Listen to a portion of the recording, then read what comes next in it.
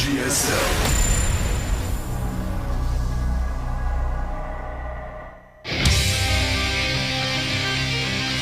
Welcome back, guys. We had a 1-0 lead for YongHwa in our winner's match. YongHwa between Leenock. YongHwa had some lag problems. We fixed his PC. Everything should be good now. And Leenock's got to be feeling a little bit of pressure.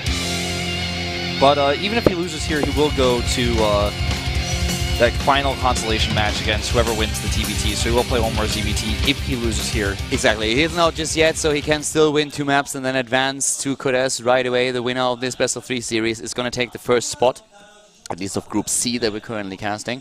And I just want to know what the map is, man. I gotta know. I want to know. I'm waiting. I don't know. That's a good point. I want to see if it's going to be Daedalus. It's got to be Daedalus. It's never not been Daedalus when a Protoss player won a map and then the Zerg had the map pick. Every single time. And the one time it was the Protoss player losing the second game and then picking Daedalus himself on the third map, which was kind of crazy. But that was the only time. But in each Protoss vs. Zerg series, we've had at least one Daedalus, always. Yeah, Daedalus, it looks pretty silly right now. Like, where does the word Daedalus come from? Well, I actually think it's some kind of mythology, because I know that there's also an item in Dota 2 that's also named Daedalus, so it's not just a name that they came up with. And I think it's probably like some Greek mythology or some other mythology. I think there was a weapon in a game I played called Fire Emblem that was called Daedalus as well. Yeah, so it's definitely like a name that comes from somewhere, and it sounds pretty like mythology style, maybe some Greek or Roman stuff. I don't know. Maybe it means like wide open and Zergling's killing you. That's definitely what it's going to be translated to in 2014. It's the connotation of the word has changed so much in the past few weeks, even. Yeah, the map is pretty silly. Like, I love the other maps that they introduced, like the gold bases that we have like one map, but that is becoming an issue again. As an observer, I like that. As a viewer of a tournament, it adds a nice touch. But as a player, it's kind of frustrating. Like looking at like a map like Daedalus, it's like interesting to see how Protoss players cope with that. But I can feel the pain even watching the game, so not even talking to them. And yeah, I don't know, like not even having the chance of walling. I mean, make it a little bit more difficult, all right. But like making it impossible is insane. No. So well, I mean, my personal take on the map. If they made it so the natural was not wallable at the front, but maybe you could wall with your Nexus at your ramp like we've seen some of the other maps, then that's one thing. But in this case, it's like... Or just make it a little bit smaller that you had at least a chance that it's still like vulnerable, but it's possible to like set something up there that's... Like Antigua was kind of a tough mall on that map as Protoss versus Zerg, but you could still do it. Exactly. You had like 2 options on Antigua. You could either wall straight at the front, or you could wall with using your Nexus as well. And both had like advantages and disadvantages. Right. It was a matter of preference. If you walled at the front and your opponent decided to go into, let's say, a Baneling Bust, for example, you could really break through there because there were several weak points in the wall. So something like this I probably would have preferred to what we have right now. Yeah. By the way, I guess the PC issue is not resolved yet. Yeah, like, I'm not quite sure what's going on, because, like, we are back, as you can see. I mean, hi. Hi. Hello. Hey, Mom. How are you doing? But at the same time, we didn't get any updates about the map itself, and we can still just, like, okay, there we go. We have the game starting, and surprise, look at the map. Daedalus. It's Daedalus point, so no real surprises there. And Leenock starting at the bottom right of the map, going up against their Protoss opponent that was already able to defeat him once in this series. To the top left, we have him, starting for the Incredible Miracle, of course. It is YongHwa. I don't know what happened there, but I heard something. And, of course, this is going to be an interesting map for YongHwa. He does what all Protosses have done who didn't proxy and do Forge and Gateway, which is to wall at the top of his ramp first. While we were thinking about what exactly Daedalus means... Did you just look this up? Because I just looked this up right now. With mythology it comes from. Okay, like, you can start in a second, but I have another information. I already said that it's also a weapon in Dota 2. You said it's a weapon in, I think, Fire Emblem. Yeah. Apparently, there's also a ship in Stargate Atlantis, which I just took from TL, that is named Daedalus. So, could you please give us the original Okay, so source? the original definition is it's from Greek mythology. I told you, you see? Yep, I told you. You're right. And it's an Athenian inventor who built the labyrinth of Minos. To escape the labyrinth, he fashioned wings for himself and his son Icarus. Oh, okay, now I feel really stupid because I actually knew that. Well, now I feel really, really stupid. The father of Icarus, of course. Oh my god. So, basically, he's Icarus' father, and he built a labyrinth. Yeah, but Icarus got too far to the sun and the wings melted away. And then he fell down to Earth again. Well, I mean, think about this map. Like, that's true, by the way. That's the story of Icarus. But this map, like, you kind of have to build a labyrinth of a wall. Could they please stop to zoom in on the target Hydralisk? There's a Zerg heart beating in my chest, okay? And it breaks every single time I see this picture. Ah, the pain. I mean, there's a lot of Protoss pain going on that map, so I feel that's probably justified. That's just for fairness. I don't know how a Terran feels here. I guess you feel okay. Yeah. On the matchup. Because if it's against a Zerg, you don't feel as good. Terran doesn't care. This probe actually sneaks in here because there's so much space. And he's going to be able to... You know what? YongHwa could actually 4-gate here or something. Yes, because could. I wouldn't be against doing that if I were here. He hides the probe in a place where the Overlord's not going to see it. Well, right now it looks a little bit like pros players also call this map YOLOless, because you can just go for any kind of crazy strategies and you are as well off as if you would have tried to go for a normal one. But yeah, this probe, if undetected, could actually just drop a pylon. And we've seen a couple of games in pro matches and also in big tournaments where a probe hidden in the main base can suddenly just kill the entire game for a Zerg player.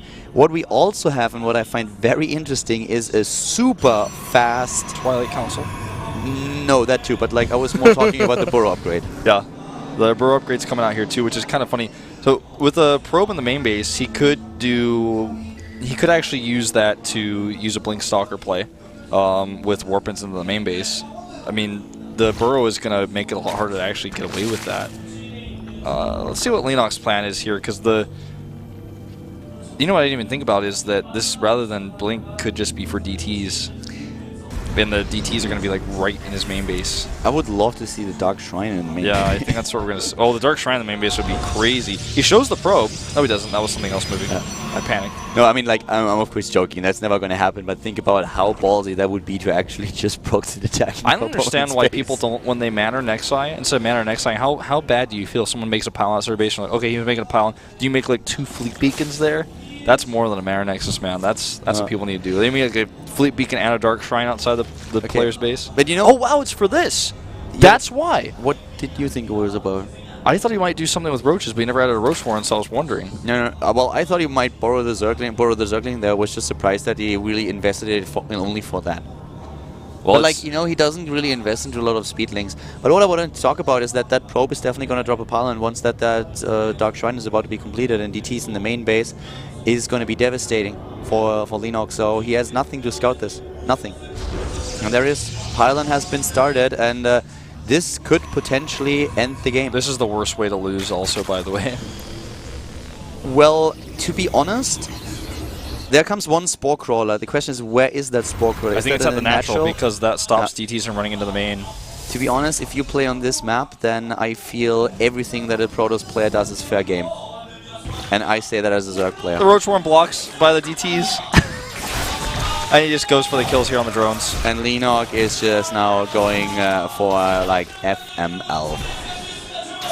Yeah, he should maybe just attack that base. Well, actually, it doesn't really matter. There's only one Spore Crawler. Yeah, he has to move it, but like, he needs a spore. He needs another Spore Crawler. Yeah, the thing is, more DTs are just going to be warped in. He's going to kill this one, and then any other spores that get warped in the main, he's going to go and kill as well, as you can see with that DT targeting. More and more DTs are just being warped in here. Nice rounds there.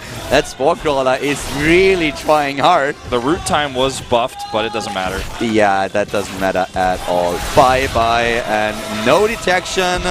And the Queens are gone, or they will be in just a few seconds. Leenock is not looking happy. No, this is a terrible way to lose, but this is what happens when you pick Daedalus, man. The probe gets in here because it's Daedalus, actually. I mean, that's why the probe got in here. The main base is so big that the probe was able to sneak by.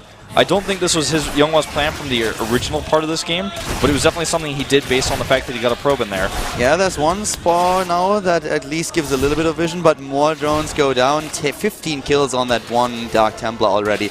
And the Harvester supply is 19 to 26. The funny thing is that YongHwa during all this time was trying to get another base, and he can't because of the burrowed Zergling. Yep. And he's actually just going to hit an aggressive attack here. The lab bot watches over the Zergling. Well, talking about there's an Infestor in there, by the way. You see that? Next to down at the bottom of the base, there's an Infestor in there right below the spawning pool. Yeah, he's about to be tortured as all of the Zerg units on this map. Even the Zealot Warpin finishes here. He protects the pylon.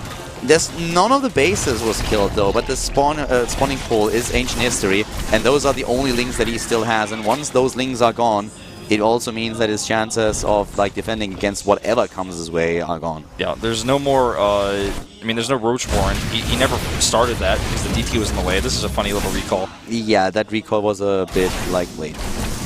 Overseer is starting to be morphed. He could actually make Archons and fight the Lozerlians with that. Yeah, that's definitely true. Archons in here would end the game.